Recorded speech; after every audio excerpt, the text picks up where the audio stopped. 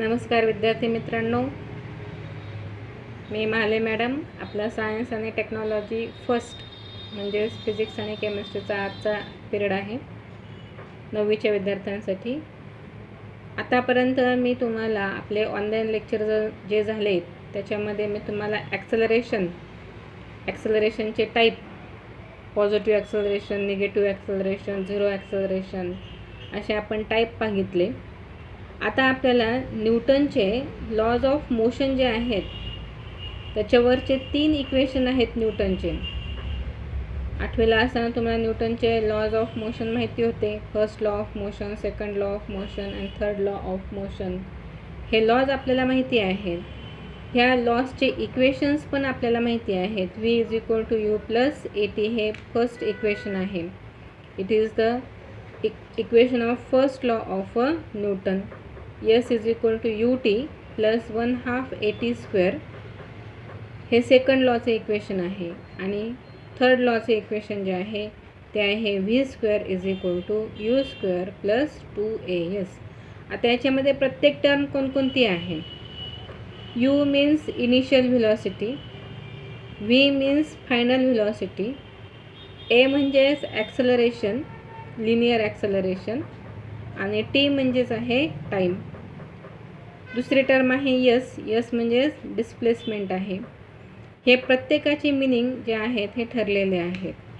आता याच्यापैकी आपण न्यूटनचा जो फर्स्ट लॉ ऑफ मोशन जो आहे, काय आहे लॉ ऑफ मोशन सांगता येईल का? फर्स्ट लॉ ऑफ मोशन आहे every inanimate body continues in its state of rest or state of uniform motion until an external unbalanced force acting on it. This law of motion जो आहे ह्यालाच आपण law of inertia सुद्धा म्हणतो. म्हणजे प्रत्येक बॉडीची अशी टेंडन्सी असते की ते स्वतःची जी पोझिशन आहे ती स्वतःहून चेंज करत नाही. जोपर्यंत आपण त्या बॉडीला फोर्स अप्लाय करत नाही तोपर्यंत. त्या प्रॉपर्टीला काय म्हणतात? Property of inertia. मग आता हा जो फर्स्ट लॉ ऑफ मोशन आहे ह्याचं इक्वेशन आहे v = u + a × t. v म्हणजेच फायनल व्हेलॉसिटी, u म्हणजेच initial velocity, a means linear acceleration, t means time. हे प्रत्येक गोष्टीचं मिनिंग आहे. आता ह्या फर्स्ट लॉला आपण प्रूव्ह करू. कशा प्रकारे न्यूटनचा फर्स्ट लॉ आपल्याला मिळाला किंवा हे इक्वेशन कशा रीतीने तयार झालं. हा जो लॉ आहे किंवा हे जे इक्वेशन आहे it is the relation between कोणाकोणामधले रिलेशन आहे? व्हेलॉसिटी आणि टाईम यांच्यामधलं हे रिलेशन आहे. आता हा लॉ प्रूव्ह करण्यासाठी आपण सुरुवातीला एखादी कोणती पण बॉडी कन्सिडर करू. आपण बघूया. कन्सिडर ॲन ऑब्जेक्ट, बॉडी म्हणा नाही तर ऑब्जेक्ट म्हणा. It's initial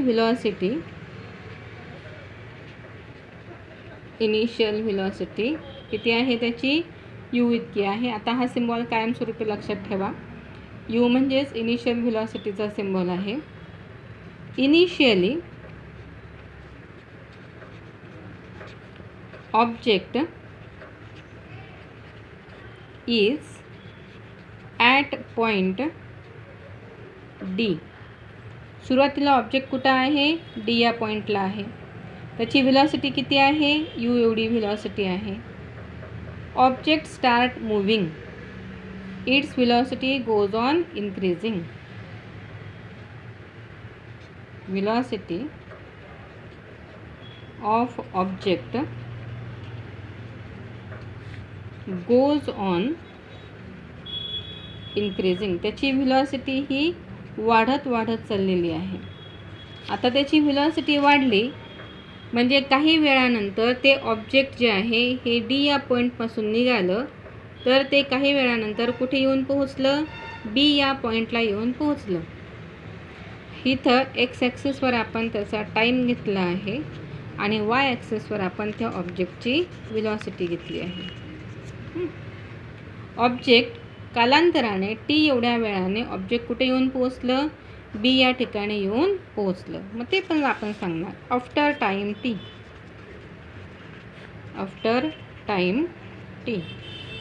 object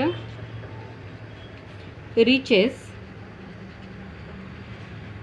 to the point, कोणत्या पॉईंटला येऊन पोहोचलं, बी या पॉईंटला येऊन पोहोचलं. बी या पॉईंटला येऊन पोहोचलं त्यावेळेस त्या ऑब्जेक्टची व्हेलॉसिटी किती होती, व्ही एवढी होती. Velocity of an object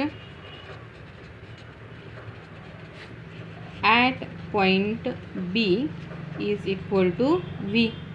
V म्हणजेच ही त्याची कोणती व्हेलॉसिटी झाली, फायनल व्हेलॉसिटी झाली. मग आता आपण डायग्राम जर बघितली तर ह्या डायग्रामवर वाय ॲक्सिसला आपण काय घेतलेलं आहे, व्हेलॉसिटी घेतलेली आहे, आणि एक्स ॲक्सिसला आपण काय घेतलेलं आहे, टाईम घेतलेला आहे. इनिशियली त्याची व्हेलॉसिटी किती होती, यू एवढी होती. कोणत्या पॉईंटला, डी या पॉईंटला. म्हणजेच हे जे डिस्टन्स आहे ओडी, हे डिस्टन्स किती आहे, यू इतकं आहे. आपण फिगरवरून बघू शकतो. From figure length OD is equal to U. आणि बी या पॉईंटला ज्यावेळेस ऑब्जेक्ट आहे त्यावेळेस त्याची व्हेलॉसिटी किती आहे, व्ही एवढी आहे.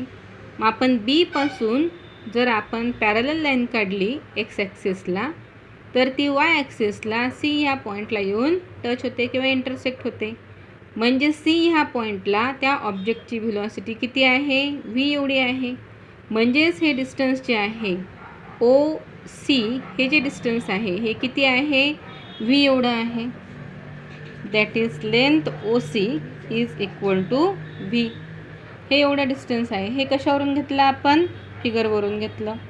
मग आता याच्यावरून आपण हे सगळं जे आहे हे किती वेळासाठी लागलेलं आहे त्या ऑब्जेक्टला, टी एवढ्या टायमासाठी लागलेला आहे. म्हणजे टाईम किती आहे ऑब्जेक्टचा, टी एवढा आहे. मग आता याच्यावरून आपण फिगरवरून आपल्याला काय काय दिसतं आहे ते बघू. ॲक्सलरेशनचा फॉर्म्युला काय आहे आपल्याकडे, ॲक्सलरेशन इज इक्वल टू काय formula, change in velocity, change in velocity divided by time. तुम्हाला डेफिनेशन पण मी सांगितले आहे ॲक्सलरेशनची. Rate of change of velocity with respect to time is called as a acceleration. Change in velocity म्हणजेच काय आहे, कोणती velocity, final velocity, final velocity minus initial velocity, final velocity minus initial velocity, this divided by time. हे कोणाचा formula आहे, ॲक्सलरेशनला. आपण symbol दिला आहे ॲक्सलरेशनला ए असा. म्हणजे आता ह्याच्यावरून फायनल व्हेलॉसिटी आपण कोणती घेतलेली आहे, final velocity A is equal to, final velocity आहे length O C minus length O D divided by time T. म्हणजेच आपण ह्याला म्हणू शकतो, ह्या टीला इकडे शिफ्ट करा, O C minus O D. फिगरवरून आपल्याला लक्षात येईल. बघा फिगर काय आहे, O C minus O D काय येते बघा फिगरवरून, O C minus O D किती येते आहे, सी डी. म्हणजेच O C minus O D which is equal to length C D upon time T is equal to A. That is A into T is equal to length C D. याला equation number 1 म्हणून ठेवा. आता आपण डायग्राममध्ये काय काय changes करणार आहेत ते पहा. Draw the parallel line to Y axis passing through the point B. B पासून ह्या वाय ॲक्सिसला पॅरलल लाईन ड्रॉ करा. म्हणजे ह्या बी पॉईंटपासून वाय ॲक्सिसला पॅरलल लाईन ड्रॉ केली, which meets the X axis at point E. ही लाईन ड्रॉ केली. Draw a parallel line to the X axis from point D which meets the line B E, segment B E at point ए. ह्या 2 आपण draw केल्या. बघा आपण काय काय केलं आहे ते आपण लिहू. काय केलं आपण? Draw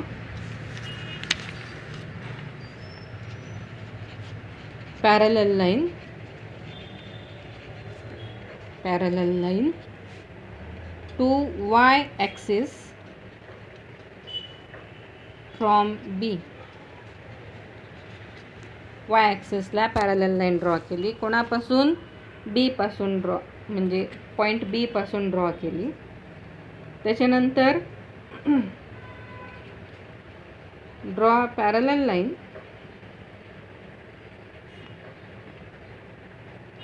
two x axis. Draw parallel line to x axis from point D. both will intersect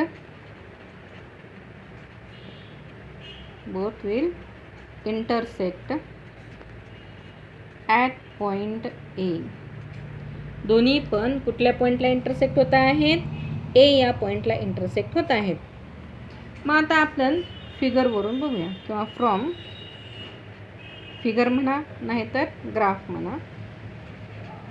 from graph काय मिळते आपल्याला ग्राफवरून?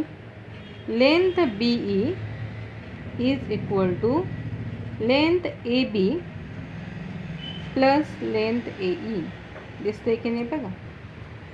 BE लेंथ ही BE ही कोणाकोणाची ॲडिशन आहे? AB प्लस AE यांची ॲडिशन आहे की नाही? आणि ही AB ही कोणाच्या बरोबर आहे? OCच्या बरोबर आहे, सॉरी CDच्या बरोबर आहे. आणि ही जी AE आहे ही कोणाच्या बरोबर आहे? ODच्या बरोबर आहे. BE जी आहे ही कोणाबरोबर आहे? OC बरोबर आहे. मग त्या प्रत्येकाच्या व्हॅल्यूज आपण टाकून देऊ. म्हणजेच BE ही कोणाच्या बरोबर आहे? लेंथ OCच्या बरोबर आहे. AB जी आहे ती कोणाच्या बरोबर आहे? AB इज इक्वल टू CDच्या बरोबर आहे. लेंथ AE जी आहे ही कोणाच्या बरोबर आहे? ODच्या बरोबर आहे. व्हॅल्यूज पुट करून द्या. OC म्हणजे काय आहे? V आहे. CD म्हणजे आपण टाकलेलं आहे बघा. CD म्हणजे कोणाची व्हॅल्यू आहे? CD इज इक्वल टू 80 आहे. आणि OD म्हणजे काय आहे? पहिल्या इक्वेशनला आपल्याकडे माहिती आहे OD म्हणजे किती आहे. हे बघा इथं आपण लिहिलेलं आहे. OD is equal to U. हे आपल्याला मिळालं. फक्त आता हे दिसायला व्यवस्थित आपण लिहू कन्सिस्टन्सीमध्ये. V is equal to U plus A into T, which is the proof of first law of motion. हे कोणाचे इक्वेशन आहे? First law of motion. हे इक्वेशन पाठच करून ठेवायचं. आता जेवढे वर्ष आपण फिजिक्स शिकू तेवढे वर्ष आपल्याला हे इक्वेशन लागणार आहे. ठीक आहे.